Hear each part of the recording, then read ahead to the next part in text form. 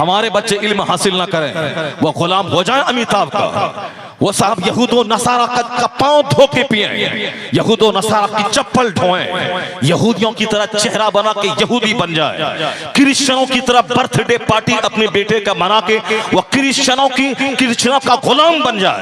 ये फिल्म के स्टार की नकल करे, इनके गले में हो सिकरी, इनके हाथ में हो धागा, इनका चेहरा हो यहूदियों जैसा, इनका लिबास हो काफिरों जैसा, इनकी शादी पार्टी हो यहूदियों जैसी, इनके बेटों का बर्थडे पार्टी हो यहूदियों जैसा। ये मुस्तफा से हटकर ये जलील और रुस्वा हो जाए, ये तो मुमकिन है, मगर इस्लाम न कभी खतरे में था, न आज है, न कयामत तक रहेगा। इसलिए कि इस्लाम अल्लाह का पसंदीदा दीन है और अल्लाह को किसी से कभी कोई खतरा नहीं था, न आज भी कोई खतरा है, न कयामत तक हमेशा कोई खतरा रहेगा। तो अल्लाह का पसंदीदा दीन है इस्लाम। और ये हम और तुम बोलते हो कि इस्लाम का मुस्तकबिल खतरे में है, मगर अमेरिका का यूरोप का एक वैज्ञानिक अपनी जबान में कहता है कि चूंकि इल्म और रिसर्च के ताल्लुक से दुनिया का एक बड़ा तबका है जो इस्लाम से मानूस है, वो कहता है कि आने वाले 100 साल के बाद अगर यूरोप बर्रे आजम के तमाम ममालिक में, यूरोप बर्रे आजम के तमाम गांवों में अगर कोई मजहब हुकूमती मजहब होगा, वह कौन सा मजहब होगा? हमारा बच्चा लुच्चा लफंगा कव्वाली सुनने वाला, सनीमा सुनने वाला, नमाज नहीं पढ़ने वाला, गुटखा खाने वाला, सिगरेट और बीड़ी से शौक रखने वाला, 24 घंटे मोबाइल चलाने वाला, बदतमीज मस्जिद में भी मोबाइल नहीं छोड़ता है, जलसे में भी मोबाइल नहीं छोड़ता है, स्टेज पे भी मोबाइल नहीं छोड़ता है और अपने खानकाहों में मोबाइल नहीं छोड़ता है। यहूदियों के पास 10 लाख का मोबाइल रहता है मगर उसका मोबाइल जेब में रहता है। यहूदियों के बेटे के पास 5 लाख का मोबाइल रहता है मगर उसका मोबाइल जेब में रहता है। मगर हमारे लुच्चे बेटे, लफंगे बेटे, जो ना दारोगा है, जो ना IAS ऑफिसर है, जो ना IPS ऑफिसर है, जो ना साइंटिस्ट है, ना वैज्ञानिक है, मैं कहता हूं हाँ 24 घंटे मोबाइल तुम चलाता है, अगर DM बन जाओ तो मेरा कलेजा ठंडा हो जाएगा। अगर तुम 5 घंटे मोबाइल चलाता है, IPS ऑफिसर बन जाओ तो हिंदुस्तान के 40 करोड़ मुसलमानों का कलेजा ठंडा हो जाएगा। ये चोरी का मोबाइल 10,000 में खरीद के 24 घंटे उस पे क्या गचड़ गचड़ करता है? तो तुम दारोगा तो बन नहीं पाया, अलबत्ता फटीचर क्लास का एक आदमी बन गया, जोकर बन गया, छोकरी बाज बन गया, गुटखा खोर बन गया, समाज के लिए बोझ बन गया। जाहिर सी बात है जो सरकार की तालीम से हटेगा वह यहूदियों की ठोकर में चला जाएगा और जो मुस्तफा से करीब होगा, सुन्नतों से करीब होगा, जो कुरान को सीने से लगाएगा, जो अपने घर में मुस्तफी कल्चर को नाफिज करेगा, वो अगर गरीब देहाती हो तो अल्लाह उसे यूरोप का हाकिम बना देगा, क्योंकि जापान का हाकिम बना देगा। अल्लाह इज्जत देने को तैयार है, हुकूमत देने को तैयार है। पहले तू मोहम्मदी बन जा, गुर्बत का क्या रोता है? हुकूमत यहाँ मिलेगी, जन्नत वहां मिलेगी। बाबा नारे तकबीर, नारे रिसालत, जल से दस्तार बंदी। जोकरों की तरह फिल्म एक्टर मेरा बच्चा बन रहा है, कुरान ही नहीं पढ़ रहा है, कुरान ही नहीं सुन रहा है, ये गुटखा खा खा करके अपनी एनर्जी को गंवा रहा है। अभी 25 साल की जवानी है, मौलाना के पास पहुंच गया कि शादी की तारीख तय हो गई है, कोई माजून कोई टिकिया हो तो बता दे। 25 साल की जवानी में तो दीवार को आदमी तोड़ देगा। 25 साल की जवानी जिसने किसी लड़की का मुंह ना देखा हो, जिसने कोई इकलामबाजी ना की हो, जिसने कोई मुश्तजनी ना की हो, ऐसी उसके पास ताकत होती है, जो कुदरती ताकत होती है कि वह दीवार को तोड़ दे। यहाँ तो 25 साल का जवान काल चिपक गया है, आंखें अंदर धंस गई है, वह बिल्कुल हिल रहा है। इसकी फजूल गोई ने, फजूल बदअमली ने इसको तबाह किया, फजूल गोई ने इसे तबाह किया, गुटखा खोरी ने इसे तबाह किया, इसे सनीमा देखने ने तबाह किया, इसे मुश्तजनी ने तबाह किया। मैं बूढ़ों से क्या उम्मीद रखूं? ये बूढ़े तो 1 दर्जन बीमारी से ग्रस्त हैं। इसकी तो आंख की बीनाई खत्म है, इसके तो दांत टूट रहे हैं हर 2 महीने के बाद, इसके तो घुटने में दर्द है, इसके तो टखने में दर्द है। बुढ़ापे का मतलब है 1 दर्जन बीमारी का घर, बचपन का मतलब है गुल्ली डंडा खेलना, बचपन का मतलब है खेल तमाशा करना। बच्चे में आदमी गैर मुकल्लफ होता है, यानी मुकल्लफ नहीं होता, वो नमाज रोजा कुछ ना पढ़े, बच्चा है। जवान होने के बाद नमाज फर्ज होती है, रोजा फर्ज होता है, शरीयत के कवानीन जवान होने के बाद बंदों की तरफ मुतवज्जह होते हैं। बचपन तो खेल का, बुढ़ापा बीमारी का, ये क्रीम पीरियड है जवानी का। जिसमें दुनिया भी सजाना है, आखिरत भी सजानी है, जन्नत जाने का काम भी करना है और दुनिया में इज्जत के साथ रहने के लिए एक शानदार जॉब भी करनी है, बाल बच्चों को इज्जत से खिलाने के लिए एक भारी भारी आमदनी भी करनी है, यानी पढ़ना भी है, नौकरी भी करनी है, बिजनेस भी करना है। इसी पीरियड में केस मुकदमा, कचहरी, कोर्ट, शादी ब्याह, बाल बच्चे पैदा करना, उसे पढ़ाना, घर मकान दुकान जमीन जगह गाड़ी छकड़ा, सारा काम इसी जवानी पे डिपेंड है। ताकि मैं दुनिया में खुशहाल रहूं, उसके लिए हमें 8-8 घंटे मेहनत करना पड़ेगा, उसे हमें 16-16 घंटे पढ़ के लड़के लोगों से नौकरी लेनी पड़ेगी। ये कौन तुमसे कहा कि हिंदुस्तान दूसरों का मुल्क है? यहाँ नौकरी मुसलमानों को नहीं मिलती है और मुसलमानों को यहाँ गुटखा खाने की आजादी है। खूब 24 घंटे गुटखा खा के जवानी में आग लगा दो और ये दूसरों का मुल्क है, नौकरी उसको मिलेगी। आज 9 साल से हिंदुस्तान में चल रहा है मोदी जी का, हिंदुस्तान में सिक्का चल रहा है अमित शाह का, आज कई साल से उत्तर प्रदेश में सिक्का चल रहा है पंडित जी का। यानी आज लोग कहते हैं कि हिंदुस्तान में यही 3, 4, 5 लोग हैं जो हिंदुस्तान को संचालन कर रहे हैं और यही लोग कहते हैं ये इस्लाम के दुश्मन है। ये इस्लाम के दुश्मन इसी इनके जमाने में हर साल 25 से लेकर 30 मुसलमान बच्चे IAS ऑफिसर बन रहे हैं, IPS ऑफिसर बन रहे हैं। पिछले बार रिजल्ट निकला था 30 मुसलमान के बच्चे DM बने थे। उससे पहले रिजल्ट निकला था इसी हिंदुस्तान की सबसे बड़ी दरसगाह अल-जामिअतुल अशरफिया का एक प्रोडक्ट मौलाना शाहिद मिसबाही, उन्होंने IAS निकाल के आज हमारे बिहार में IAS ऑफिसर बन के एक लग्जरियस लाइफ गुजार रहा है, एक शानदार सी जिंदगी, एक मदरसे का प्रोडक्ट। इसी पीरियड में, जिस पीरियड में तू कहता यहाँ नौकरी नहीं मिलती, नौकरी मिलती नहीं है, नौकरी लड़ के ली जाती है। मुकाबला कहते ही उसे है जहाँ मुकाबला हो, जहाँ कोई 10-12 घंटे पढ़ रहा हो तू वहाँ 14 घंटे पढ़, जहाँ कोई 14 घंटे पढ़ रहा हो वहाँ तू 18 घंटे पढ़। पढ़ने के जमाने में सर के बाल उड़ने लगे, उड़ने दे। पढ़ने के जमाने में पाँव की चप्पल घिसती हो, घिस जाने दे। पढ़ने के जमाने में एक बार भी परहेज का वह कपड़ा ना पहनना पड़े, मत पहन। पहनने के जमाने में दाल रोटी खानी पड़े तू खा, लेकिन मुकाबला कर उसका। अगर वह 14 घंटे पढ़ता तू 18 घंटे पढ़, तो फिर मुकाबले में जब तू कामयाब हो जाएगा तो अच्छा पहनता रहेगा, अच्छा खाता रहेगा, अच्छी चप्पल पहनता रहेगा, अच्छी पगड़ी पहनता रहेगा। पहले मेहनत तो कर, ये क्रीम जवानी को तालीम के पीछे लगा दे। कौन बोलता नौकरी नहीं मिलती? इस बार अभी रिजल्ट निकला IAS का 8-10 दिन पहले, इसमें 7वां स्थान कश्मीर का एक मुसलमान का बच्चा निकाला है और शुरू के 4 स्थान वह गैर मुस्लिम की बेटियों ने निकाला है। चूंकि बेटों को तो गुटखा खाने से फुर्सत नहीं है, उसको तो छोकरीबाजी करने से फुर्सत नहीं है, उसको तो 3 घंटे सिनेमा हॉल में बैठकर सिनेमा देखने से फुर्सत नहीं है, उसको तो जोकरी और मार धाड़ करने से फुर्सत नहीं है। ये बताएं कि किस कदर विडंबना और अलमिया है हिंदुस्तान का कि इतने सारे जवान मर्द को अल्लाह ने औरतों के मुकाबले में दोगुनी ताकत दिया है। ये रात में 12-12 घंटे जाग कर पढ़ सकता है, ये सरहद पे दुश्मनों से लड़ सकता है, ये हवाई जहाज से लेकर ट्रेन तक उड़ा सकता है और चला सकता है, ये 6-6 महीने पानी में गोता लगाकर वहां के हीरे जवाहरात से वह रोशनास हो सकता है, वह फजाओं में 10-10 महीने तक मुअल्लक रहकर वह कायनात की मिस्ट्री से वह बाखबर हो सकता है। ये मर्दों को अल्लाह ने ताकत उनके मुकाबले में ज्यादा दी है। मर्दों को दाढ़ियां दी हैं ताकि ज्यादा ताकतवर ये बने, मर्दों के चमड़े को मोटा किया है ताकि ताकतवर ये ज्यादा बने। औरतों को अल्लाह ने दाढ़ी नहीं दी है ताकि वह शौहर की आंखों की जीनत बनी रहे, वो अपने बाल बच्चों के लिए एक बहुत बड़ा ताकत का खजाना बनी रहे, वो अपने घर को जन्नत नुमा बनाने के लिए वो अपने घरेलू खातून बनी रहे। आज यहाँ मर्द है जो चूड़ी पहनते हैं, मर्द है जो लंबा बाल रख के रबड़ बांध रहे हैं, ये औरतें हैं जो जींस और टी-शर्ट पहन के मैदान में आ रही है, जिसको एक तमाचा मारा जाए वह चार करवट जाएगी। और जो साहब हमारी आवाज को सह नहीं सकती, जिसके पास रात में 5 घंटे दरवाजे पर खड़े रहकर फैक्ट्री के दरवाजे पर वह तरबानी नहीं कर सकती, वह हवाई जहाज फ्लाई नहीं कर सकती, वह ट्रेन चला नहीं सकती, वह ट्रक का ड्राइवर नहीं बन सकती, तो उसको चेहरे पे दाढ़ी इसलिए नहीं है ताकि वह घर में रहे, अपने बच्चों को सलाहुद्दीन बनाए, अपने बच्चों को औरंगजेब बनाए, अपने बच्चों को गाजी बनाए, अपने बच्चों को शहीद बनाए, अपने बच्चों को DM बनाए। वर नहीं तो अगर दोनों बराबर है तो एक साल मर्द बच्चा पैदा करें, एक साल औरत बच्चा पैदा करें, एक साल मर्द दूध पिलाएं, एक साल औरतें दूध पिलाएं। ऐसा जब नहीं हो सकता है, ना हिंदुइज्म में हो सकता है, ना क्रिश्चियनिटी में हो सकता है, ना जूस में हो सकता है, नहीं हो सकता है, तो फिर नारियों को मर्द के समान क्यों बोलता है? और जहां तक इज्जत का सवाल है, इज्जत जो इस्लाम ने दिया है वह कोई दूसरा मजहब नारियों को दे ही नहीं सकता है। इस्लाम ने तो कहा है कि नारियों के पांव के नीचे जन्नत है, इस्लाम ने तो कहा है माँ का चेहरा देखो तो हज मबरूर का अज्र मिलता है, माँ ने तो इस्लाम जो कहा है माँ की पेशानी चूम लो तो जन्नत की चौखट के चूमने का मजा मिलता है। इस्लाम ने तो बाप की जायदाद में औरतों को हिस्सा दिलाया, इस्लाम ने शौहर की प्रॉपर्टी में औरत को हिस्सा दिलाया, इस्लाम ने बेटों की जायदाद में माँ को हिस्सा दिलाया।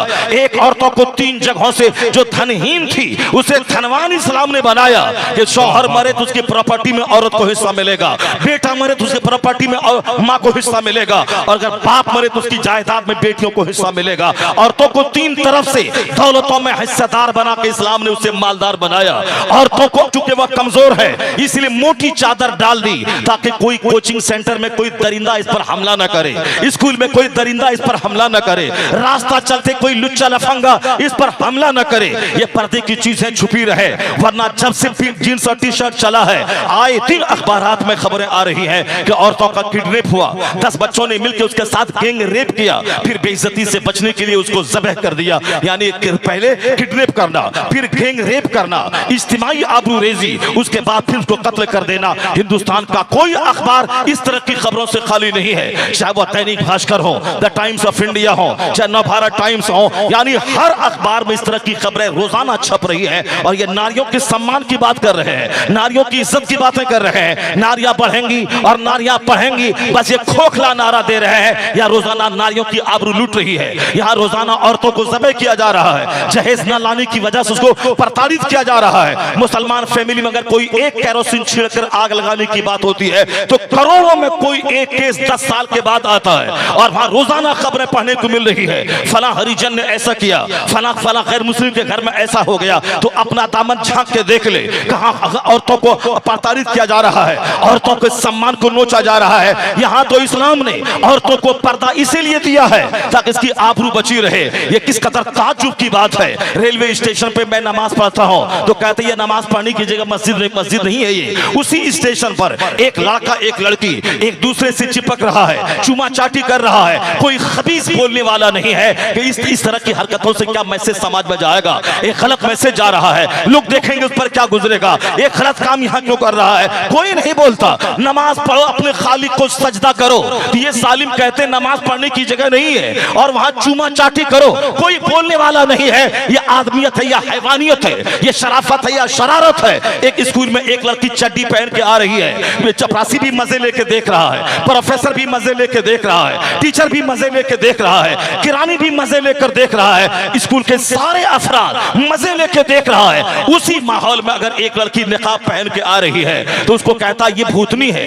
ये चुड़ैल है, ये आतंकवादियों की बेटी है, बदतमीज वहां नंगी आ रही है, कोई बोलने वाला नहीं। और एक औरत सर से लेके पांव तक हिजाब में आ रही है तो उसको सारे लोग नोच रहे हैं। कौन कहा कि शराफत बढ़ रही है, इल्म बढ़ रहा है, इल्म घट रहा है, शरारत बढ़ रही है, लोग हैवान बन रहे। मुस्तफा ने सच कहा था 1400 साल पहले, तुम जाओ अकूलो अक्सर साले का ज़मान, एक वक्त ऐसा आएगा अक्सर लोगों की अक्लें छीन ली जाएंगी। शरारत यही है कि निकाब अच्छा नहीं लगता और चड्डी अच्छी लगती है, क्या तू उसकी परवाह कर रहा है, क्या उसको खातिर में ला रहा है, क्या उसकी बात से सुनने के बाद तू नर्वस हो रहा है। ऐसा कभी नहीं होगा कि इन लुच्चे लफंगों को इज्जत मिले और अल्लाह के परस्तारों को जिल्लत का मुंह देखना पड़े। सिर्फ तू मुस्तफा का गुलाम बन, मुस्तफा की तहजीब को गले से लगा ले। ये छुछंदर और बंदर के पुजारी धाराशाही होंगे, मुस्तफा का मानने वाला गुलाम सारी दुनिया में इज्जत पाएगा, यहाँ हुकूमत पाएगा, यहाँ इज्जत पाएगा। जब मरेगा वहां काफिरों को जहन्नम की आग मिलेगी, मुसलमानों को मुस्तफा का परोस मिलेगा। नारे तकबीर, नारे रिसालत, जलसे दस्तार बंदी। इन लुच्चों लफंगों की क्या बात सुनेगा। ये अगर बोले इस्लाम खतरे में, उसकी बात मान लेगा तुम? ये बोले इस्लाम का मुस्तकबिल खतरे में, इसकी बात मान लेगा तुम? नहीं माने हो। इसलिए इनके पास न कोई इज्जत है, न कोई बकार है, न इसके पास कोई अकीदा है, न कोई इसके पास कोई शराफत है। ये बताए मैं नमाज पढ़ता हूं तो बोलता है नमाज ना पढ़े, और उसके बाद वहीं पर बैठ कर कोई चुमा चाटी कर रहा, कोई बोलने वाला नहीं है। आखिर जमाने में इंसानों की अक्लें छीन ली जाएंगी। आज मुसलमानों की जिम्मेदारी बढ़ गई है, इसको शऊर से जीना है। मुसलमानों के बच्चों को आज मेहनत से इल्म हासिल करना होगा और दुनिया को बताना होगा तुमने जिस जहालत को इल्म समझा वो इल्म नहीं है। इल्म शराफत का नाम है, इल्म आदियत का नाम है, इल्म मॉरलिटी का नाम है। हमारे कुछ लोग हैं जो उसका झोला ढोते हैं, उसका पांव धो के पीते हैं और ये बोलते हैं कि उसका मुल्क है, यहाँ तो उसका नाज उठाना पड़ेगा। किसने तुमको कहा कि उसका मुल्क है? यह तुम्हारे बाप दादाओं का मुल्क है। 1200 साल पहले जो जिन्होंने कलमा पढ़ा, जिनसे कब्रिस्तान भरा पड़ा है, ये उनका मुल्क है। उनका अगर मुल्क है तो मेरा भी मुल्क है, उनका मुल्क है तो मेरा भी मुल्क है। और उनका बादशाह तो जुज़वी और प्रोफेशनल होता है, मेरा बादशाह गरीब नवाज तो 800 साल से अजमेर में रह के सारे भारत को चला रहा है। इसे किसका मुल्क है? दूसरों का नहीं है। ये मुल्क तो ख्वाजा गरीब नवाज का है, ख्वाजा गरीब नवाज के साथियों का है। और तुम कैसे बोला कि दूसरों का मुल्क है? मुकाबला सख्त है, पढ़ाई बढ़ा दे। मुकाबला सख्त है, जागना बढ़ा दे। मुकाबला सख्त है, हिम्मत बढ़ा दे। मुकाबला सख्त है, कपड़े और मकान और गाड़ी की तरफ नहीं बल्कि शिक्षा और इल्म की तरफ जा। 10 बीघा जमीन है, सबको बेच डाल। अपने बच्चों को डीएम बना, अपने बच्चों को एसपी बना, अपने बच्चों को प्रोबेशनरी ऑफिसर बना, अपने बच्चों को जुडिशरी में भेज, अपने बच्चों को लॉयर बना, अपने बच्चों को जज बना, अपने बच्चों को हिंदुस्तान के सारे दफातर में भेज दे, ताकि दुश्मन मजबूर हो जाए तुम्हें रखने पर तुम्हारी क्वालिटी को देखकर। क्वालिटी बढ़ा दे। वो डिग्रीधारी मत बन, वह झोला छाप डॉक्टर मत बन, बल्कि डिग्रीधारी भी मत बन। अभी क्वालिटी को देखा जाता है। क्वालिटी जिसके पास रहे वह ना चाह करके भी तेरे बच्चों को डीएम बनाता है, क्योंकि उसे हिंदुस्तान चलाने के लिए आदमी चाहिए, और आदमी वही जिसके पास एबिलिटी मौजूद हो। वो तो कमजोरों की कहानी है कि दूसरों का मुल्क है। ये लोग अमेरिका से लौट के आते हैं, मैं अक्सर बोलता हूँ, ये बोले कि अमेरिका की सड़कें हिंदुस्तान से अच्छी हैं, चलेगा। वह बोले कि जापान की बिल्डिंग हिंदुस्तान की बिल्डिंग से ज्यादा फ्लैग बोस है, वो चलेगा। वह हिंदुस्तान से ज्यादा अमेरिका यूरोप की तारीफ करें, चलेगा। और मेरा बच्चा अमेरिका से घूम के आने के बाद नहीं बोलता वहां के व्हाइट हाउस हिंदुस्तान की पार्लियामेंट हाउस से ज्यादा खूबसूरत है, वहां की सड़कें हिंदुस्तान से ज्यादा अच्छी चिकनी है। नहीं, वो यही बोलता है हिंदुस्तान हिंदुस्तान है। अमेरिका से अच्छा हिंदुस्तान हमारा, चाइना से अच्छा हिंदुस्तान हमारा, ब्रिटेन से अच्छा हिंदुस्तान हमारा, नॉर्वे कनाडा से अच्छा हिंदुस्तान हमारा। और हम फख्र से कहते हैं इन सारे जहां से अच्छा हिंदुस्तान हमारा। हम बुलबुलें हैं इसकी ये गुलसिता हमारा। तो हमने वो नारा दिया था, आज वो नारा हर शख्स की जबान पे है। हमारे बाप दादाओं ने हिंदुस्तान के जर्रे जर्रे से प्यार करना सिखाया है। 2-4 लुच्चे लफंगों को देखकर ये नहीं बोला जाएगा कि इस्लाम खतरे में है। हिंदुस्तान दिल्ली की कोई बंदरिया इस्लाम और पैगंबर इस्लाम और कुरान के खिलाफ बोले तो उसको सुनने के बाद तुम नर्वस मत हो जाना कि मुसलमान बनने की सजा ये मिल रही है। वो हमारे पैगंबर और हमारे कुरान के खिलाफ वो अपमानित जुमले इस्तेमाल कर रहा है। उन जोकरों की बात पे कान ही नहीं धरना है। वह सिर्फ चंद रोटी खाने के लिए कुत्ता जैसे भौंकता है, उसी तरह 2 रोटी खाने, कुर्सी हासिल करने, सीट लेने, एमएलए बनने, प्रधान बनने, विधायक सांसद बनने के लिए वह भौंकता है। और कोई मुद्दा अगर नहीं मिलता है तो एक इस्लाम मुद्दा मिलता है, एक कुरान उसको मुद्दा मिलता है। उस कुरान और इस्लाम के खिलाफ जहर उगल के अपने ग्रुप में वह हीरो बनना चाहता है, वरना उसकी इल्मी लियाकत का तो ये आलम है। एक जुमला कायदे से उसको हिंदी नहीं आती है, एक जुमला कायदे से अंग्रेजी नहीं आती है, वो चला है इस्लाम के खिलाफ जबान खोलने। मैं बताऊंगा ठहर कर कि यूरोप का जॉर्ज बर्नार्ड शॉ ने क्यों कहा था, if any religion has a chance of ruling over England ने Europe within the next 100 years it is Islam. आने वाले 100 साल के भीतर पूरे यूरोप बर्रे आजम में अगर कोई मजहब हुकूमती मजहब बनने वाला है तो वह मजहब इस्लाम बनने वाला है। बर्नार्ड शॉ ने कहा, कोई मौलवी नहीं बोला है, कोई पीर साहब नहीं बोले, हम लोग तो बोलते रहते हैं, मगर ये जुमला एक क्रिश्चियन का है जो यूरोप में आज से 50 साल पहले जिसकी मौत हो गई और जिससे हजरत मौलाना अब्दुल अलीम सिद्दीकी मेरठी अलैहिर्रहमा से एक जबरदस्त मुनाजरा हुआ था।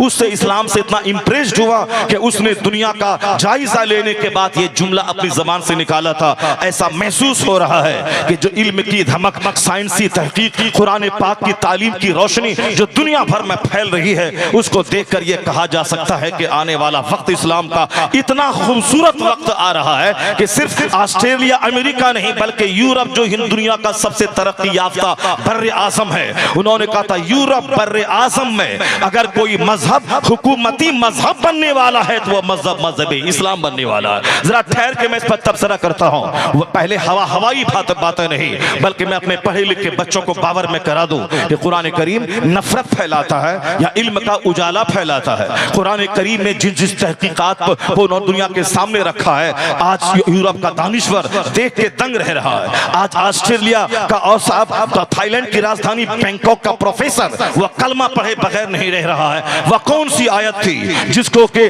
थाईलैंड की का एक जबरदस्त वैज्ञानिक उसको देखने के बाद वह कलमा पढ़े बगैर नहीं रह सका।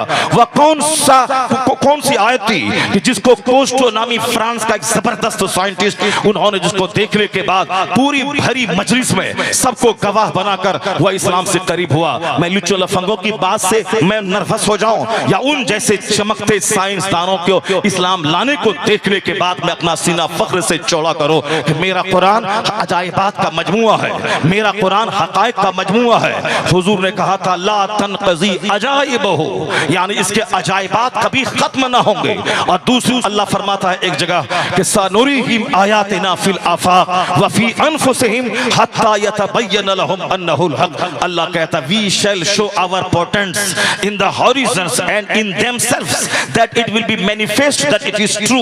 अल्लाह कहता मैं अपनी निशानी दिखाऊंगा, इतना दिखाऊंगा दुनिया भर में ताकि सारे लोग जान जाएं कि ये कुरान हक है, यह इस्लाम हक है, अल्लाह हक है और मुस्तफा हक है। मुसलमानों का यकीन कमजोर हो रहा है। इसको बोला जाए कि औलाद को ज़बह मत कर, अल्लाह रोजी देने वाला है, इसको यकीन ही नहीं होता। ये काफिरों का देखा देखी तो बच्चे के बाद या तो कंडोम का इस्तेमाल करता है या तो माने हमल अद्वियात का इस्तेमाल करता है, चूंकि यकीन ही कमजोर हो गया। क़यामत की निशानी है कि आखिर जमाने में इल्म दुनिया से उठा लिया जाएगा। वयुरफाउल इल्म, इल्म दुनिया से उठ जाएगा आखिर जमाने में। जब इल्म उठ जाएगा तो फिर जहालत जाहिर होगी। कोई एक आलिम नहीं मिलेगा दुनिया में जो फराइज के मसले को बता दे। दो भाई आपस में लड़ेंगे, इतनी प्रॉपर्टी मेरा बाप छोड़ के मरा है और हम दो भाई हैं, एक बहन है, हमारी एक फूफी है, हमारी एक फूफी है, हमारा एक भतीजा है, और किसमें जायदाद तकसीम कैसे होगी कोई नहीं बता पाएगा। एक मुत्तकी फकीह आलिम भी हो वली भी हो ढूंढने से नहीं मिलेगा। आया है हदीस में कि मोटा ताजा जानवर लेकर एक शख्स मुत्तकी फकीह की तलाश में निकलेगा, उसका जानवर दुबला पतला हो जाएगा लेकिन कोई मुत्तकी फकीह नहीं मिलेगा। किसी के पास इल्म होगा तो तकवा नहीं होगा, नमाज की पाबंदी नहीं होगी। किसी के पास नमाज की पाबंदी तकवा होगा तो इल्म की कमी रहेगी, यानी उसके पास इल्म का चिराग नहीं रहेगा। इस तरीके से दुनिया में हालात किसी हद तक इसी तरह के पैदा हो गए हैं। एक तरफ इल्म है तो तकवा नहीं है, एक तरफ नमाज रोजे की पाबंदी है तो इल्म नहीं है। और धीरे धीरे इल्म दुनिया से उठेगा तो लोग जाहिलों को अपना सरदार बनाएंगे, जाहिल गलत मसला बताएगा, खुद भी गुमराह होगा और कौम उसकी सारी गुमराह होती जाएगी। और जब इल्म उठा लिया जाएगा तो उस जमाने में आदमी जाहिलों से बदतर हरकत करेगा, जानवरों से बदतर हरकत करेगा और फिर शराब कसरत से पी जाएगी। ये क़यामत की निशानी है कि इल्म उठा लिया जाएगा, ज़िनाकारी जाहिर होगी, यानी इस कदर आदमी के बदन में ज़िना शहवत कूट कूट कर भर दी जाएगी कि 3 साल का बच्चा भी ऐसी बातें बोलेगा जिनकी बातों से शहवत टपकेगी। 4 साल का बच्चा भी ऐसा काम गली में करेगा जिसको देखने के बाद एक 24 साल का जवान शर्मा जाएगा। और फिर चाहे पढ़ा लिखा आदमी हो बेपढ़ा लिखा आदमी, वो अपने दफ्तर में बैठकर, मदरसे में बैठकर, स्कूल कॉलेज में बैठकर, हर जगहों पे बैठकर सिर्फ शहवत की बात करेगा। ये मर्द पैदा एक जुज़वी काम था, एक पार्शियल काम था कि मर्द औरत का रिश्ता बड़ा घना होता है। बाकी रही बात ये जबान पे हमेशा चौक चौराहे पे गली कूचे में जानवरों की तरह सिर्फ शहवत का चर्चा करना, चूंकि आदमी की शहवत गालिब आ जाएगी, इसके दिल और दिमाग पे सिर्फ एक ही जुनून चढ़ जाएगा। वह मकान बनाना उतनी बड़ी कामयाबी नहीं समझेगा जितनी बड़ी कामयाबी समाज की एक लड़की को हासिल करना समझेगा। 24 घंटे नेट चलाना, किसी लड़की से चैटिंग करना, फिर उसके बाद उसके लिए पागल हो जाना और बाप माँ से कहना मेरी शादी वही होगी और मैं उसी के लिए पैदा हुआ हूँ, और वो भी बोलती मैं इसी के लिए पैदा हुई हूँ। समाज के लोग कहते हैं कि अरे वो लड़की तो यूज्ड है, उसके 3 हमल हॉस्पिटल में गिराए जा चुके हैं, उसको तो मैं जान रहा हूँ। ये बोलता नहीं वो तो अनटच्ड है, वह तो मेरे लिए पैदा हुई है। शहवत अंधा बना देती है, शहवत आदमी को भले बुरे की तमीज खोने पर मजबूर कर देती है। जब इल्म घटेगा तो शहवत बढ़ेगी। 4 साल का बच्चा, 7 साल का बच्चा, 8 साल का बच्चा, मेरी आंखें समाज में गली कूचों में इस तरह की हरकतों को देखती हैं और मैं इस हदीस पाक को पढ़ता हूँ किस कदर हुजूर ने 1400 साल पहले जिस जमाने में मर्द ताकतवर होते थे, जिस जमाने में शहवतों का इतना चर्चा नहीं था, जिस जमाने में आला कामयाबी हासिल करना यही उनका मतमहे नजर था, जिस जमाने में जिहाद करना, 30-30 साल अपने गांव छोड़कर सरहद पे रह के इस्लाम बचाना, ये वहां के मर्दों का कमाल था। और वहां की औरतें इस कदर साबिरा शाकिरा, इस कदर जबरदस्त ताकत वाली होती थी कि शौहर की जुदाई में 30 साल गुजार देती, न नजर बहकती थी, न जबान बहकती थी, न उनके हाथ बहकते थे, न उनके पांव बहकते थे। यहाँ तो 10 दिन की जुदाई में ये सारा तमाशा होता कि निगाहें भी आजाद हैं, जबान भी आजाद है, आंख भी आजाद है, हाथ और पांव भी आजाद है, हैं। अल जामिअतुल अशरफिया का माहनामा अशरफा की रिपोर्ट के मुताबिक, यानी जो शौहर बाहर से विदेश से घर आया है वो यहाँ से जा रहा है, अभी गए हुए एक दिन नहीं हुआ है कि दूसरे दिन होटल से फोन आता है कि कस्टमर आया है। और जब ये दूसरे ही दिन जो शौहर के साथ 1 महीना रह चुकी है, शौहर आ चुका है, पर होटल पहुंच जाती है। जब होटल के कमरे में पहुंचती है तो देखती है वहां कोई कस्टमर नहीं, उनका शौहर वहां मौजूद है। जिस शौहर को जानकारी मिली थी उनकी बीवी ऐसी ऐसी करती है, मेरी फ्लाइट के बहाने वो उसी होटल में जाकर उन्होंने ठहरा। जब उसकी बीवी आई, आंखें 4 हुई थी, बताएं कि पांव तले की जमीन खिसक गई होगी। कैसा मंजर रहा होगा कि अपने शौहर के साथ रहकर 2-4-10 महीने भी नहीं हुए हैं, बल्कि एक दिन पहले शौहर घर से निकला है और दूसरे ही दिन होटल से फोन आया है और वहां जा रही है। किस कदर दुनिया कहां जा रही है। शहवतों का माहौल, निकाब पहनने के बाद भी निकाब चुस्त ऐसा कि आप सर से लेके पांव तक सारे आज़ा झलके, दुपट्टा ओढ़ने के बाद बाल की स्याही झलके। यह निकाब नहीं, एक रस्म की पाबंदी है। ये मोटी चादर ओढ़ने को इस्लाम ने कहा, ढीली ढाली चादर, मोटी चादर जिससे बाल की स्याही न झलके, बदन का कोई अंग न झलके। निकाब पहनना, ये पर्दा, ये बुर्का पहनना जरूरी नहीं है। इस्लाम ने मोटी चादर रखने को कहा है, ऐसी मोटी चादर जो सर से लेके पांव तक सारे पार्ट्स को ढांप ले। और यहाँ तो तरह तरह के तराश खराश के बुर्के निकल रहे जिसके पहनने के बाद आदमी के आज़ा बाहर से झल गए। शर्म और हया सबसे बड़ी चीज है। अपनी बहन, अपनी बेटी, अपनी बीवी को बताएं कि पर्दे का मतलब क्या होता है, इस्लाम ने पर्दा क्यों फर्ज किया है। शहवत कूट कूट के भरी जा रही है। निकाब के अंदर मोबाइल है, उस मस्जिद नबी के सहन में बैठी हैं, उस मोबाइल से चैटिंग शुरू है। मस्जिद नबी तो वो मस्जिद नबी है जहाँ आदमी को 8 दिन रहने के दरमियान 1 लाख दुरूद पढ़ना चाहिए। हमारे हुज्जत कराम वहां जाते हैं, 8 दिन मदीने में रहते हैं, 40 वक्त की नमाजें पढ़ते हैं। मैंने अभी 5 दिन पहले हाजियों के एक जलसे में मैंने कहा था, मोबाइल यही तोड़ दें, यही फेंक दे मोबाइल को और बगैर मोबाइल के जाएं। जैसे एहराम बांध लिया, कफन पहन लिया, अब कफन पहन के आप सोच लें कि मैं मर गया, घर वालों के लिए मैं मर गया हूं। वहां से फोन मत करना। अगर तुमने वहां से फोन किया और बोला कि बेटी की तबीयत खराब है और तुम आ भी नहीं पाओगे और वहां मस्जिद नबी में दुरूद पढ़ने में मन नहीं लगेगा, खाने काबा का तवाफ करने में दिल नहीं लगेगा, मैदान अरफात में गुनाहों की माफी की भीख मांगने का जुमला जबान पे जारी नहीं होगा। एक ही जुमला होगा, या अल्लाह मेरे बच्चे को अच्छा कर दे। अगर बता तू वहां मर गया और घर वाले को फोन हो गया तो घर वाला वहां जाके तेरी डेड बॉडी को हिंदुस्तान ला भी नहीं सकेगा और यहाँ से फौरी जा भी नहीं पाएगा। तो वो बोलेगा घर वाला वही मरना अच्छी बात है, वही बकी शरीफ में दफन हो जा, वही जन्नतुल माला में दफन हो जा। जब मरना आखिरी बात है, उसके बाद जो मुसीबतें हैं वो तो हल्की मुसीबतें हैं। मरने के बाद तुम यहाँ फौरी हद छोड़ के आ नहीं सकते और ये तेरा बेटा वहां नहीं जा सकता। फिर ये 24 घंटे गटर गटर करने का क्या मतलब है। रोज़े रसूल पे फोन से बात, अरफात के मैदान में फोन से बात, मुज़दलिफा में फोन से बात, मीना में फोन से बात। पैसा हुआ फौरन टिकट कटवाया चला गया और एहतराम से दिल खाली है। जहां जुनैद और बायजीद जैसे बुजुर्ग सांस रोककर हाजिरी देते हो ताकि सांस चलने की आवाज भी मुस्तफा के रोजे पे बुलंद न होने पाए। और वहां से जाए कि मोबाइल लेकर अपने घर वालों से कहना कि मैं हुजूर के रोजे पे खड़ा हूं, तुम वहां से सलाम कर। बदतमीज, तुम हुजूर के रोजे के सामने खड़ा है, तुम सलाम नहीं पढ़ रहा है और तेरी बीवी वहां से 5000 किलोमीटर दूर है, उससे सलाम पढ़वा रहा है। पहले तुम सलाम पढ़ने का तरीका सीख ले। जहां सांस की आवाज बुलंद न हो वहां फोन की आवाज बुलंद कर रहा है। कुछ कमीने ऐसे होते हैं जो अपनी पीठ को रोज़े रसूल की तरफ करके वो ऐसे सेल्फी लेते हैं, उसे तो जाना ही नहीं था, मर जाना था। पैसों की फरावानी हुई और चलते बने, न आदाब सीखा, न हरम की जमीन का एहतराम सीखा, न मौलाना के पास जाके 2-4 महीने मैं जाके लब्बैक ही कहना नहीं सीखा और तवाफ के दरमियान की दुआएं नहीं सीखा।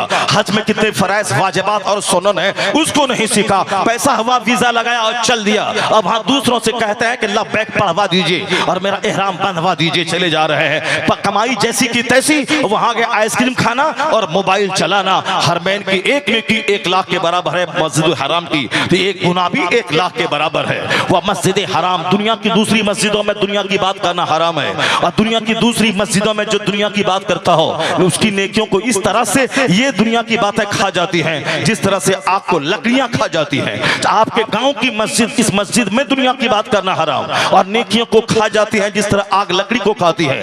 और मस्जिद हराम जो दुनिया की सबसे बड़ी मस्जिद, जिस मस्जिद का एक सजदा 1 लाख के बराबर, जहां का एक रुकू 1 लाख के बराबर, उस मस्जिद हराम में घंटों घंटों फोन पे चिपका रहना, फोन से बातें करना और वह हालत एहराम में फोटो लेकर व्हाट्सएप पे डाल देना और उसको यूट्यूब के जरिए पूरे अपने दोस्तों में शेयर करना उसको फेसबुक के जरिया बदतमीज बेहतर था कि तू नहीं जाता वहां जाके। ये क्या खरबा गुना तुमने मोल ले लिया, जो हिंदुस्तान में हराम था तो था ही, वो वहां जाके 1,00,000 गुना ज्यादा गुना तुम करके आ गए। इसलिए हदीस में एक पढ़ता हूं आपके सामने, जब नापाक कमाई, नाजायज कमाई, झूठ बोल के जो माल कमाया हो, जो दूसरों की जमीन पर गासिबाना कब्जा करके माल कमाया हो, नाजायज कमाई और फिर नाजायज नियत है। नियत यह है कि चाहे जन्नत मिले ना मिले, अभी 50 गाड़ी आगे पीछे लखनऊ छोड़ने के लिए जाए, 50 माला गले में रहे, अगर कोई दोस्त नहीं आया तो जिंदगी भर गिरा बांध के रखना है। मैं हज को जा रहा था, तुम मिलने नहीं आया, वो मेरा समधी मिलने नहीं आया, वो हज से वापस आने के बाद उसी गिरह को बांधे रहता है। जबकि शैतान को कंकड़ी मारने का मतलब है वह दुनिया को मार दिया, दुनिया को पांव के नीचे रौंद दिया, तमाम नाजायज ख्वाहिशात को पांव के नीचे रौंद दिया। नहीं, वहां से आके गिरह बांध के लाता है। अब सुनिए वो हदीस पाक, जब एक शख्स नाजायज कमाई से झूठ बोलकर जो माल जमा किया हो गलत तरीके से, उसको लेके जब हज को जाता है और वह इहराम का कपड़ा पहन करके 2 रकअत नमाज पढ़ के जब वह लब्बैक कहता है, लब्बैक अल्लाहुम्मा लब्बैक, लब्बैक ला शरीक लक लब्बैक इन्नल हम्द व निअमत लक वल मुल्क ला शरीक लक, तो फयुनादी मुनादी मिनस समा, आसमान से एक आवाज लगाने वाला आवाज लगाता है, ला लब्बैक वला सादैक ज़ादुका हरामुन व हज्जुका मरदूदुन। यानी आवाज आती है आसमान से, आवाज लगाने वाला एक आवाज लगाता है, एक फरिश्ता, जाओ जाओ, तेरा सफर का खर्चा वो हराम का था और तेरा लब्बैक कहना कबूल नहीं है, तेरे हज को तेरे चेहरे पे मार दिया गया है। दुनिया में तो हज का ढंडोरा पीटा गया, खूब आइसक्रीम खा के और फोन से बात करके आए, तुम्हें तो समझना चाहिए तो कफन पहन लिया, तो अब मैं चलो मर जाऊं वहां तो मेरी नस्लें मेरी मौत पे रश्क करेंगी कि मेरा दादा, मेरा परदादा, मेरा बाप हरम की जमीन में मौत पाया, तो नस्लें फख्र करेंगी। और अगर तू वापस आ गया वहां से हरमैन शरीफैन की बरकतें हासिल करके, तो जब तू 40 दिन के बाद अपने बच्चों से मिलेगा, ऐसा लगेगा जैसे दूसरी जिंदगी अल्लाह ने अता कर दी। उस वक्त मिलने में जो मजा आएगा, ये फोन से बात कर करके इस सफर को क्यों बेबरकत बनाता है। जो जायज कमाई से, दुनिया को मालूम हो या ना हो, हज मुझ पर फर्ज है, मुझको अदा करना है। नमाज फर्ज है, मैं 5 वक्त मस्जिद नमाज पढ़ने जाता हूँ। कौन माला पहनाया जाता है, कौन जुलूस निकलता है। रोजा फर्ज है, हर साल 1 से लेकर 30 रोजे तक मैं रखता हूँ। कौन माला पहनाता है, कौन 2-4 गाड़ी से मुझको सी ऑफ करता है। ज़कात फर्ज है, हर साल पाई पाई का हिसाब निकाल कर, चाहे 1 करोड़ है तो 2.5 लाख, 1 लाख है तो 2500, जितने हैं उतनी की ज़कात मैंने निकाल दी। मेरा माल पाक और मेरा दिल भी पाक, चूंकि ज़कात का मकसद ही होता है कि तेरे दिल में माल न रहे, तेरे दिल में माल देने वाले की मोहब्बत रहे। और ज़कात का मकसद ये होता है कि माल पाक हो जाए, तो माल भी पाक और दिल भी पाक। अगर ज़कात नहीं निकली तो माल भी नापाक। 1 करोड़ में 2.5 लाख ज़कात, 2.5 लाख में 2 लाख निकाला, 50,000 नहीं निकाला, सारा माल नापाक। 1 रुपया भी ज़कात का अगर रह गया असल माल में, इल्ला अफसदतहु, सारे माल को तबाह बर्बाद करके रख देता है। यहाँ तो 1 करोड़ है, 2.5 लाख निकालने में सीने में दर्द होता है, इसलिए ज़कात फर्ज है ताकि सीने का वह दर्द खत्म हो जाए, वह सीने में माल न रहे, माल देने वाला रहे, वह माल देने वाले की मोहब्बत रहे और यह माल भी पाक हो जाए। तो फर्ज था, मैंने निकाला। रोजा फर्ज था, मैंने रख लिया। ज़कात फर्ज थी, मैंने निकाल दिया। नमाज फर्ज है, 5 टाइम में पढ़ने जाता हूँ। उसी तरह हज फर्ज है, ये चारों पिलर है। हज फर्ज हुआ, जैसे हज फर्ज हुआ, बाप पर फर्ज हो तो वो अदा करे, माँ पे फर्ज है तो वो अदा करे, बेटे पर हज फर्ज है तो वो पहले अदा करे। ये जहालत वाली बात ना बोले कि माँ बाप हज किया नहीं और बेटा जा रहा है, ये जहालत है, ये जहालत और लाइल्मी की बात है। बेटा साहिब इस्तिताअत है, वो हज करे, माँ बाप को भी साथ लेके जाए तो नूरुन अला नूर। अगर उतने पैसे नहीं है तो खुद अपना हज करना फर्ज है। अगर वह माँ बाप को भेज रहा है तो उसका फर्ज अदा ना होगा, और कोई भी फर्ज नफल कबूल नहीं होता है जब तक कि फर्ज अदा ना करे। इसलिए माँ बाप को साथ में लेके जाए, उतना पैसा है तो ठीक है, वरना अपना हज करे। माँ बाप के पास पैसे हैं तो वो हज करे। ऐसा नहीं कि बेटा गया माँ बाप को छोड़ गया,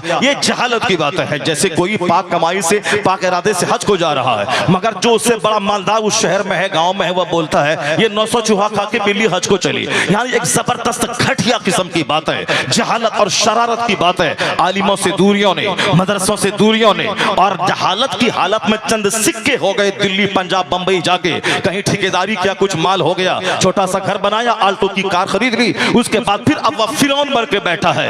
ये मौलाना मौलवी मदरसा क्या है, ये सब तो चंद सिक्के कमाते हैं मस्जिद में इमामत करके। मैं तो एक टेंडर लेता हूँ, 10 लाख रुपए की कमाई हमारी होती है। बेहतर था कि तू गरीब रहता, कम से कम मौलाना को इज्जत से सलाम तो करता, कम से कम 5 टाइम मस्जिद मस्जिद तो जाता, कम से कम तेरा दिल नर्म तो रहता, कम से कम गरीबी की वजह से तेरे आंख से आंसू के कतरे तो निकलते, कम से कम तू अपने आप को कुछ भी नहीं समझता। ये कौन सा पैसा तुमने कमा लिया कि आलिमों की तौहीन, मस्जिद की तौहीन, मदरसे की तौहीन और फिर फराइज़ व वाजिबात की तौहीन, और तुमने दुनिया को इज्जत देना शुरू किया। और फिर कोई मुत्तकी हो, तकवा जिसके पास हो, तकवा के बजाय तुमने पैसे को वैल्यू देना शुरू किया। पैसा अगर किसी शराबी के पास हो उसके लिए तू खड़ा हो जाता है, किसी के सीने में कुरान हदीस का इल्म हो तो तू ये पसंद करता है कि ये मुझको सलाम करे, चूंकि इसके पास पैसे नहीं है और मैं पैसे देकर इनको मस्जिद में चंदा देकर मैं इनकी तनख्वाह का इंतजाम करता हूँ। बेहतर था कि गरीब रहता। ना अहलों के लिए पैसा एक मुसीबत है, पैसों की वजह से तबाह बर्बाद हो रहे हैं। पैसा नहीं, अब वो दूसरा आदमी हज को चला गया, अल्लाह का डर था, 10 साल से पैसे जमा किया, वो हज को जा रहा है, ये डींगे मारता है। 900 चूहा खा के बिल्ली हज को चली। मैं कहता हूं 900 चूहा क्यों? कौन बोला तुमको 900 चूहा? 900 करोड़ चूहा भी खा के कोई हज को जाए, ये हदीस पाक सुन ले सीना फट जाएगा। हुजूर कहते हैं कि जब कोई शख्स ये कहता है ये इतना बड़ा मुजरिम है कि अल्लाह इसको माफ नहीं करेगा, अल्लाह इसको नहीं बख्शेगा, तो अल्लाह कहता है मन अंत, तू कौन है कहने वाला कि अल्लाह इसको माफ नहीं करेगा? जाओ जाओ, मैंने इनको माफ किया और तुझको जहन्नम की आग में झोंक दिया। कौन है तुम बोलने वाला? अल्लाह बख्शिश करने वाला है, वो तो 99 कातिल को माफ करने वाला है। अल्लाह वो दिल देखता है कि दिल में कितनी मोहब्बत, कितना खौफ अल्लाह का है। नमाज, रोजे, हज, जो ज़कात फराइज़ व वाजिबात फराइज हैं, इसको तो अदा करना ही है। एक वक्त की नमाज छोड़ना हराम और गुनाह कबीरा है, और नमाज फर्ज आजम है, नमाज का छोड़ना भी गुनाह आजम है। नमाज छोड़ने के बाद अगर कोई बोले तो अल्लाह तो दिल देखता है, उसकी झूठी बात नहीं मानी जाएगी। फराइज़ व वाजिबात की अदायगी के बाद अगर वह बोलता है मैं तो बज़ाहिर सजदा करता हूँ, कबूल करना अल्लाह का काम है, मैं तो सिर्फ कानून पे अमल करता हूँ, अब वह रोता रहता इलाही मेरा काम था बज़ाहिर कानून पे अमल करना, मैं नहाया धोया, कपड़ा मेरा पाक, जगह पाक, बदन पाक, मैंने ज़ाहिरी तौर पे क़िरात सीख ली, रुकू और सजदा कर रहा हूँ, बाकी कबूल करना तेरा काम है। वो बोले फजले इलाही से कबूल होगा, वो बोले अल्लाह के करम से कबूल होगा। यहाँ शराब पीता है और बातें इस तरह की डींगे मारता है। 900 करोड़ चूहा खा के अगर कोई हज को जाए, अगर अल्लाह ने हज कबूल कर लिया, उसके सारे गुनाहों को माफ कर दिया, तो तेरा सीना क्यों फटता है? तू क्यों चिढ़ रहा है? तू क्यों जल रहा है? 900 करोड़ चूहा खा के जाए, अगर हज कबूल हो गया तो हदीस में आया है, उलमा कराम से पूछ ले, सरकार फरमाते हैं हज मबरूर का बदला सिर्फ जन्नत है, बाकी कुछ नहीं।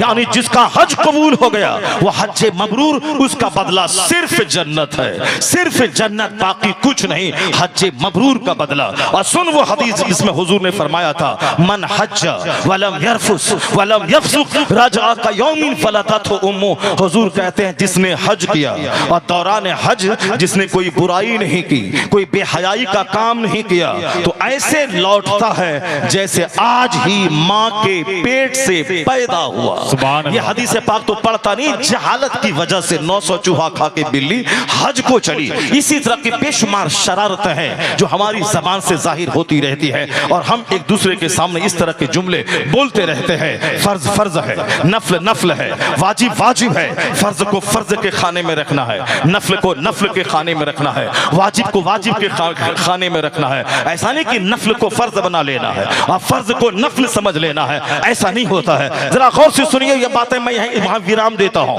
उसके बाद में कुरान के अजायबात पे तबसरा करता हूँ कि किस तरह सारी दुनिया में, इस साइंटिफिक वर्ल्ड में किस तरह कुरान के अजायबात वाज़े हो रहे हैं। ये लुच्चे लफंगों की वजह से हमारे बच्चे नर्वस ना हो, बिल्कुल ना हो। दौलत कमाना कमाल नहीं, मकान बनाना कमाल नहीं, कुरान पाक पढ़ना कमाल है, कुरान पाक पे अमल करना कमाल है, झोपड़ी में रह के ईमान बचाना कमाल है। वरना हम क्या दौलत कमा पाएंगे? हिंदुस्तान का एक काफिर 100 करोड़ की कार खरीदा है, उसके पहिया की कीमत है 10 करोड़ रुपए। मैं अपना घर बेच दूं, 10 बीघा जमीन बेच दूं, मैं अपनी डिजायर बेच दूं, फिर भी उसके एक पहिया की कीमत के बराबर ये नहीं हो पाएंगे। इतनी दौलतें अल्लाह ने काफिरों को दी हैं, इतनी दौलतें उसके पास है। उसके पास जो मकान है 36 मंजिला मकान, जिसकी कीमत कई हजार करोड़ रुपए है, जिसने न्यूयॉर्क अमेरिका में, जिसने लंदन में उन्होंने 4000 करोड़ का होटल खरीदा हो। कितनी दौलतें उसके पास हैं, लेकिन हमारे पास कितनी दौलतें हैं? उसके मुकाबले में कुछ नहीं, जीरो में हो।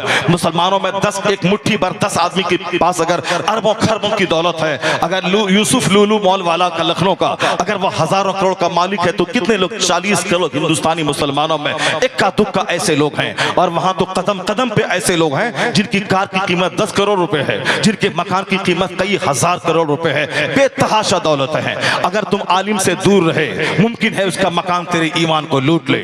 अगर तुम दिल में इल्म दोस्ती से अलग रहा, मुमकिन है उसकी कार तेरे ईमान को छीन ले कि इनके पास इतनी कार है, ये काफिर होके तो फिर मैं मुसलमान हूं, मुसलमान होने की ये सजा मिल रही है। अब एक साइकिल भी मेरे पास ठीक से नहीं, बुलेट भी नहीं है, उनके पास 10-10 करोड़ की कारें हैं, तो सीना हिल जाएगा। इसीलिए आलिमों की सोहबत में रहना, दीनी गुफ्तगू सुनना, रोजाना किताबों का मुताला करना इसलिए जरूरी करार दिया गया है। बुजुर्गों ने कहा है जो मौलवी 10 साल 20 साल पढ़ने के बाद 3 दिन लगातार किताबों का मुताला छोड़ दे, उनका दिल मरने लगता है, उनका दिल बुझने लगता है, वह भी जाहिलों की तरह बोली बोलने लगता है जिस तरह आजकल लोग बोल रहे हैं। 20 साल मदरसे में पढ़े और यहां से चले गए JNU, वहां दाढ़ी भी छोटी हो गई और वहां सर से टोपी भी उतर गई, क्योंकि अब ये साहब ये पोस्ट ग्रेजुएशन कर रहे हैं। और उसी JNU का लड़का जो बचपन से इंग्लिश मीडियम में पढ़ रहा है, वह MA MSc करते हुए क्लास में वो बहद्दे तक दाढ़ी भी रख रहा है, वह क्लास के टाइम में पैंट शर्ट, उसके बाद वो पंजाबी पायजामा पहन रहा है और वो कुरान पाक का अंग्रेजी ट्रांसलेशन पढ़ रहा है और उसके दिल में इस्लाम का दर्द पैदा हो रहा है। और ये 20 साल पढ़ने के बाद वहां गया, 20 दिन भी नहीं हुआ कि चेहरे की दाढ़ी भी छोटी हो गई, सर से टोपी उतर गई। इसका मतलब है कि किताब पढ़ा, वो किताब दिल में नहीं उतरी है। सिर्फ ज़बानी तौर पर पढ़ना कमाल नहीं है, बल्कि उसे दिल में जगह देना, उस पर गौर फिक्र करना, यह कमाल है। बुजुर्गों ने कहा है कि मुताला मरते दम तक करते रहना है। जमीन फौरन सूख जाती है जब 2-4 दिन तेज धूप होती है, जमीन मर जाती है। उसको दोबारा जिंदा करने के लिए बारिश मतलूब है, जाके अंदर से पानी डालें या फिर आसमान का पानी पड़े, तब वह खेत जिंदा होता है, तब दूसरी फसल लगती है। 2-4 दिन की धूप जमीन को मार देती है, जलाकर राख कर देती है। उसी तरह 2-4 दिन घोंडों की सोहबत, लुच्चों की सोहबत, लफंगों की सोहबत, बेनमाजी की सोहबत, दुनियादारों की सोहबत, यह दिल को मार देती है, यह दिल को जला के राख कर देती है। इसलिए हुजूर ने कहा था मालदारों के पास मत बैठना ए आयशा, मालदारों के पास बैठने से दिल सख्त हो जाता है। और यहाँ हम मालदारों की सोहबत तलाश करते हैं, कहाँ मिले कोई प्रधान, कहाँ मिले कोई सांसद, कहाँ मिले कोई विधायक। इसीलिए हमारा दिल जब मर गया तो हम अपना नेता किसी डकैत को बनाते हैं, किसी चोर को बनाते हैं, किसी मर्डरर को बनाते हैं, किसी हरामखोर को बनाते हैं। और जब वह हरामखोर मर जाता है तो मैं खौफज़दा हो जाता हूँ, अब कहीं मेरी इज्जत तबाह ना हो जाए, मेरा वो हरामखोर मेरा सहारा था। और अब हम डरने और सहमने लगते हैं, जबकि आला हजरत ने 100 साल पहले कहा था कि कोई चोर डकैत तेरा रहनुमा नहीं है, कोई कातिल तेरा रहनुमा नहीं है, कोई मर्डरर तेरा रहनुमा नहीं है। आला हजरत ने 100 साल पहले कहा था खमज़दाओं को रज़ा मुज़दा दीजिए कि है बेकसों का सहारा हमारा नबी। तुम्हारा सहारा हमारा नबी है, हमारा सहारा नबी के सहाबा है, हमारा सहाबा हसने का, हमारा सहारा हसने करीमैन है, हमारा जबरदस्त आसरा गौसे आजम है, हमारा जबरदस्त सहारा ख्वाजा गरीब नवाज है। मगर चूंकि हमारा दिल मर जाता है तो हम किसी गुंडे को अपना सहारा समझते हैं, किसी कातिल को अपना सहारा समझते हैं, किसी हरामखोर को अपना सहारा समझते हैं। और वो गुंडा कातिल हरामखोर अगर मर जाए तो हम बेसहारा हो जाते हैं कि हमारा कोई नहीं है। ये मेरे दिल के जलने का नतीजा है, ये मेरे दिल के सख्त होने का नतीजा है, ये गुंडागिर्दी उनकी सोहबतों में रहने का नतीजा है। बुजुर्गों ने कहा था 3 दिन तक कोई किताब को मत का मुताला ना करे, उसका दिल मरने लगता है। कौन? जो मौलाना 20 साल पढ़ा उनकी बात है। बुजुर्गों ने कहा कि ये अगर 3 दिन किताब छोड़ दे तो इनकी सोच भी जाहिलाना हो जाती है, ये भी दुनिया की हवस में गिरफ्तार हो जाते हैं। वह तो कोई दूसरा था जो अल्लामातुल अज़हर मिस्र से लौटने के बाद जिनके नाना ने कहा था कि मैं सोचा था कि मेरा लाल मेरा नवासा मिस्र जाने के बाद बदल जाएगा, इसीलिए वह तैयार नहीं थे कि मिस्र या जाएं। मगर नाना को किसी तरह मना लिया गया और मिस्र गए। वहां 3 साल के बाद जब लौटे हैं, सबसे पहला माला उनके गले में बरेली स्टेशन पर मुफ्ती आज़म आलमी इस्लाम के गले में डाला और चेहरा देख के बोला हाँ दूसरों का बेटा मिस्र जाके बदल जाता है, मगर मेरा बेटा अल्हम्दुलिल्लाह वहां से बदल कर नहीं आया है, जैसे गया था वैसे बना हुआ आया है। वो ताजुश शरिया थे, 7 घंटे तक जिसके इंतजार इंतजार में प्रधानमंत्री बैठे रहे मगर ताकि एक झलक मुलाकात में कर लूं, मगर उन्होंने कहा था कि मेरे पास वक्त कहाँ है, दीन की खिदमतों से फुर्सत कहाँ है, बाप दादाओं से जो जिम्मेदारी मैं पाया हूँ उस जिम्मेदारी को निभाने से फुर्सत कहाँ है कि मैं किसी दुनियादार हाकिम के पास जाऊं या उनको अपने पास मुलाकात के लिए आने का टाइम दूं। वह मिलना नहीं चाहते थे। कौन था? ये प्रधान के साथ घूमने वाला, ये विधायक के साथ सेल्फी लेने वाला, ये समाज के वार्ड काउंसलर के गोद में बैठकर फोटो लेने वाला, ये इसलिए कि दिल मर गया है तब हम उनको अपना सहारा समझते हैं और सेल्फी लेते हैं पढ़ने लिखने के बावजूद। वह कौन था इस दौर में जो जुनैद बगदादी की याद ताजा कर गया कि एक प्रधानमंत्री हिंदुस्तान का उनसे मिलने आया है, 7 घंटे तक बरेली के सर्किट हाउस में है, मगर वह शान बेनियाजी से लैस होकर कहा कि मुझे प्रधानमंत्री से मिलना नहीं है, मैं अपनी खिदमत से फुर्सत पाऊं तब न किसी दुनियादार से मुलाकात करूं। वह कौन था जो गौसे आजम की याद ताजा कर गया कि बादशाह बगदाद चाहते थे कि गौसे आजम वो मेरे बाजू में बैठे, वो मेरे साथ कुर्सी में बैठे, उनकी वजह से मेरी इज्जत में इजाफा हो। जुनैद बगदादी के अहद में बादशाह बगदाद चाहता था कि जुनैद मेरे पहलू में बैठे ताकि उनकी वजह से मेरी शान में इजाफा हो। जुनैद बगदादी उनके पास बैठा नहीं चाहते थे। वो तो 1000 साल पहले की बात है। इस दौर में कौन जुनैद की याद ताजा कर गया? इस दौर में कौन गौसे आजम का नाइब बनकर उनकी याद ताजा कर गया? उसी को दुनिया कहती है कमोबेश 10 करोड़ मुरीदों का मुर्शिदे बरहक हुजूर अख्तर रजा खां अजहरी ताजुश शरिया के नाम से दुनिया याद करती है।